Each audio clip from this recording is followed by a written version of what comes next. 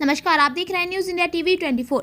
आपको बता दें, मुख्यमंत्री के सशक्त बेटी के संकल्प से प्रेरित जिला अधिकारी सबिन बंसल ने नंदा सुनंदा प्रोजेक्ट से बेटियों को सशक्त बनाने में मील का पत्थर साबित हो रही।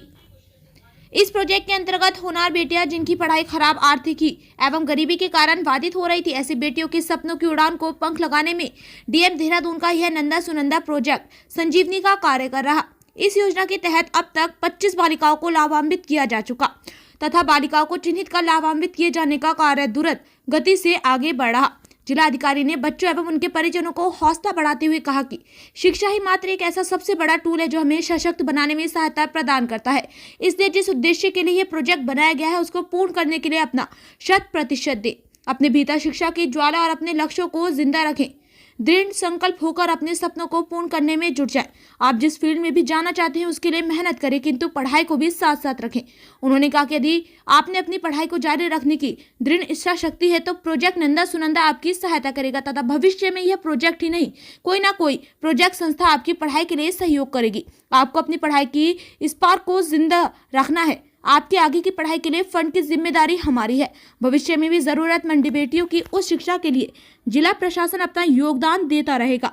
उन्होंने बेटियों से तन्मयता एवं लगन से मेहनत जारी रखने की अपेक्षा की।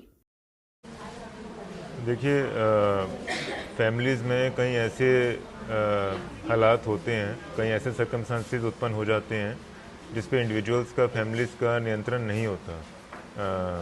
That is a part of fate और डेस्टिनी। पर ऐसे में चलते हुए as human and as administrative wing of the government ये हमारा दायित्व है कि जो ऐसी बालिकाएं हैं जिनकी इकोनॉमिक हार्डशिप्स हैं या कुछ ट्रेजिक सर्कमस्टांसेस हो गए हैं फैमिलीज़ में, उसके चलते उनकी पढ़ाई ना रुके।